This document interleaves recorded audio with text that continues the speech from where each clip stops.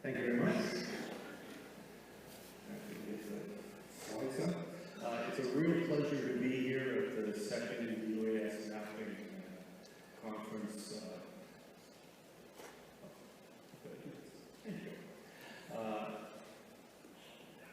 The best thing about this conference is that it's intimate enough that you can actually have the discussions with innovative partners who have different perspectives and are real fans of that sort of approach. So anyways, I have the challenge of trying to get through too many slides in too short a period of time. There's a bunch of stuff on here that I'll put through very quickly. You'll have copies of the slides later that you can refer to if you like. But I've tried to put some information, particularly about regulation, because that seems to be the key these days. So, my focus this morning, first and foremost, is what's going on in Canada, and yes, you can make money in this industry. There are some really good examples of that happening up in Canada right now.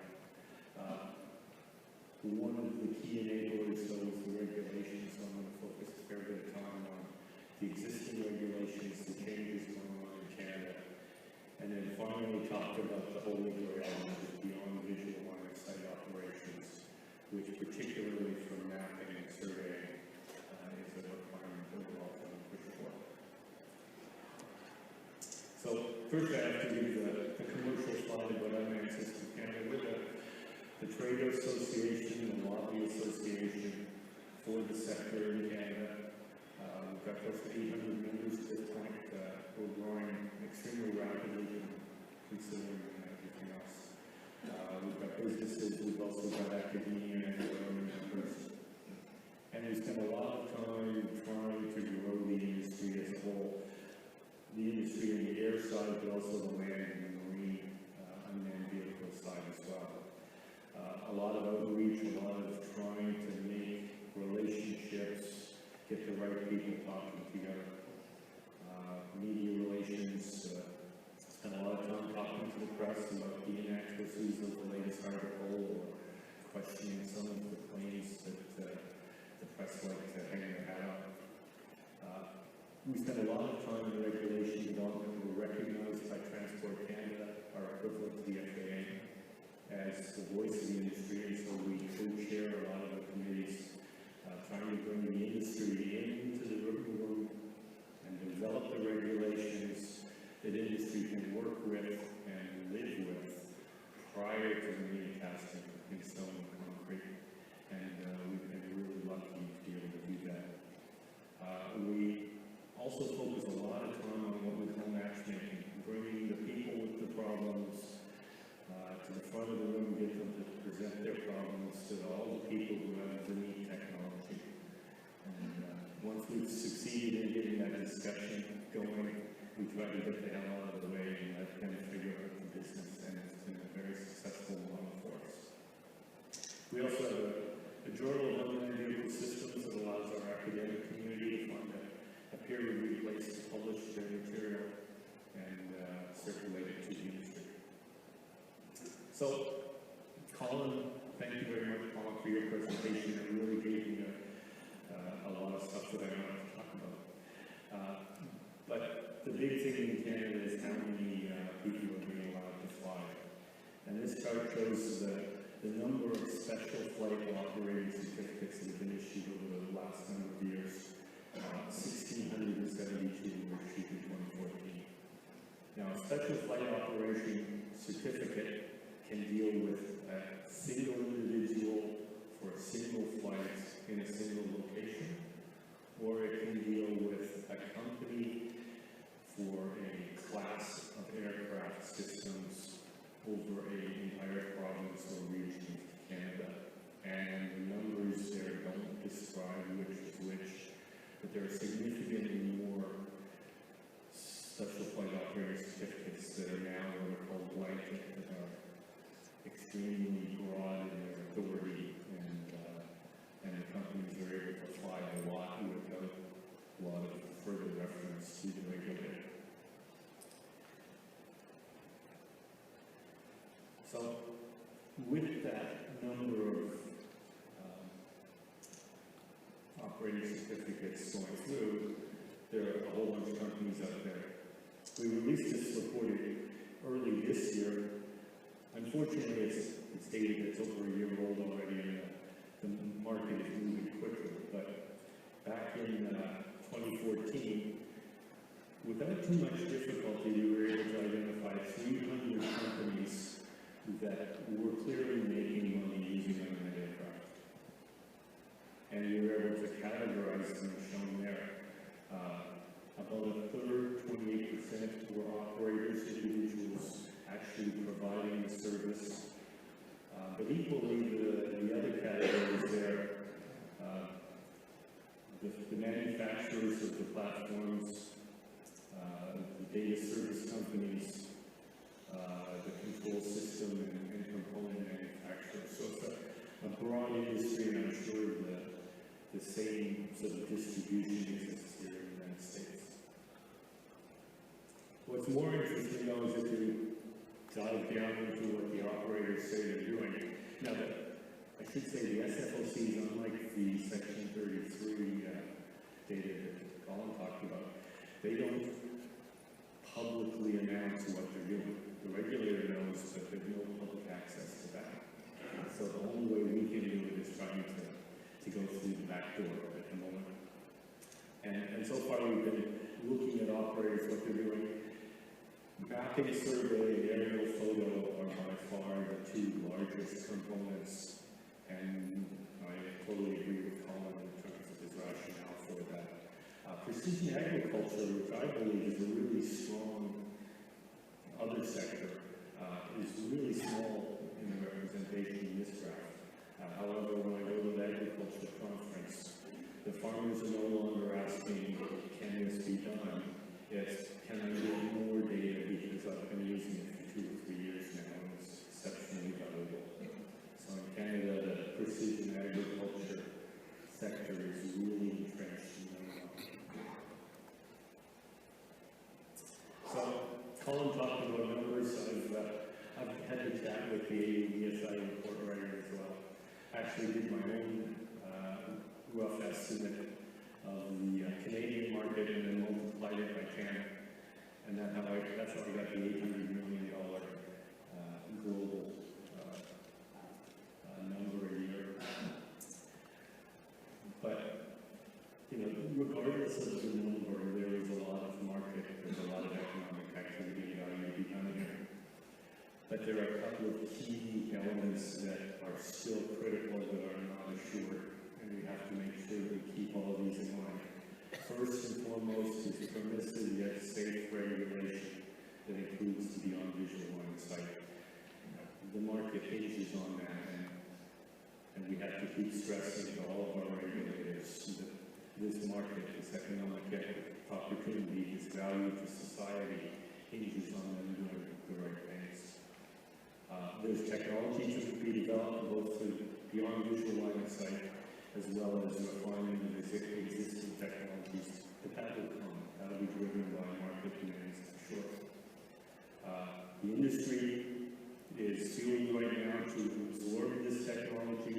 We need to keep that position, keep the industry satisfied, not overpromise the way we've seen a lot of initial early adopters do, but show that economic benefit in a verifiable way. But the last thing, and probably the most important, is public acceptance. This sector, like many, can be extremely damaged by the public turning against the technology or the applications. Worries of privacy, worries of risk to individuals, all of those need to be addressed continually, professionally, to ensure the public stays on our side. Part of the public's acceptance is the good framework and regulation and the understanding that these things are regulated. In Canada, we've been blessed with the fact that unmanned aircraft actually listed as UAVs in the regulation have been in place, regulations have been in place since 1996, and that has included commercial operations of private citizens since 1996. So we've been able to build the small business privacy is a completely different department of our federal government, and so the regulator only has to say, aside from adhering and conforming to the regulations put forward by Transport Canada, you must also comply with regulations of other federal departments, such as the Privacy Commission, such as the environmental laws, such as the labor laws. There are a whole bunch of laws other than the regulators' laws that an operator needs to comply with. The bottom part of the slide shows some of the things that we've been doing in regulation. It's been almost 80 years now of very close discussions, development of position papers, actually writing of recommendations and best practices. And we're extremely lucky that our minister, Lisa Raitt, as Minister of Transport, she has on several occasions reached out to the public roundtables, invited us and others to talk with her. And she's very pro unmanned aircraft. And in fact, she's even more pro the fact that we've briefed her on the fact that we believe our regulations are ahead of those of the United States. And she always asks, what can we do to stay ahead? And we're thrilled with that because we also know that when we're coming down here, we've heard congressmen say, we've got to catch up to those other jurisdictions. So by keeping this sort of creative tension going, we're helping all of the regulations improve and improving the economic opportunities for all of us. And we're really pleased about it. So, more recently, I've added this slide to my slide deck because it's really important that we need to ensure that that black market that Colin talks about, we've got to get those guys on board. There are fines for a variety of non-conformances in Canada. The regulator is now starting to step up enforcement actions. The particular one, unauthorized operation in a restricted area around a fire, caught the media's attention over this last fire season, and there are a fair number of legal actions going on now. That's a big one because it includes 18 months jail time, and so we're really pushing that. The hazardous operation of a lot of aircraft, it's not so clear how that falls into the enforcement actions. It's definitely a concern of ours. And so far, penalties are defined in reports rather than by statute. We'll talk maybe a little bit more if I have time. The three paths to operation right now in Canada, the first one, recreational purposes, and recreation means the only thing you get is a smile. If you get information that helps you make a decision, if you get any economic benefit of any sort, you're not recreational. But the Transport Canada guidelines are up there. The second operational path is Special Flight Operating Certificate. There is no size limit in Canada, although smaller is easier. And 25 kilogram or 55 pound and below, there are a lot of best practices defined, but there are larger aircraft flying in Canada. Yes. Beyond visual line of sight is not prohibited. However, if you're planning to do that, you've got to describe to the regional inspector exactly how you are managing those risks. And he is going to make a case-by-case judgment on whether that risk meets the requirements. There are very few beyond visual line of sight operations at the moment. Most of the regional inspectors focus on the easier applications. But as we move and get the visual line of sight operations into a less case-by-case and a more regulated regime, the beyond visual line of sight activities will start. The most important thing about staffing, about the SFOC, is that the regional inspector, the guy who judges that application, has staff instructions provided by Transport Canada that he follows. and those documents are public, and so the applicant, if they're clever at all, are going line by line through those instructions to make sure they're covering the same things. The third approach in Canada Fly right now is by exemption. There are 2 exemptions. One is for very small, 2 kilograms, but there are 37 conditions to that operation.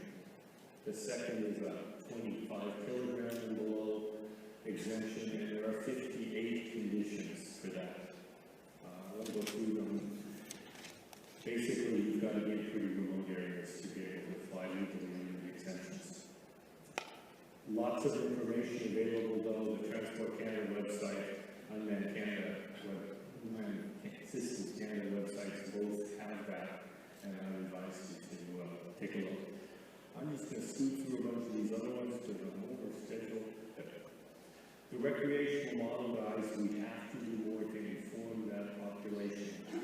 We've got to get information at point of sale to these people to ensure they understand what they should be doing to improve that pool.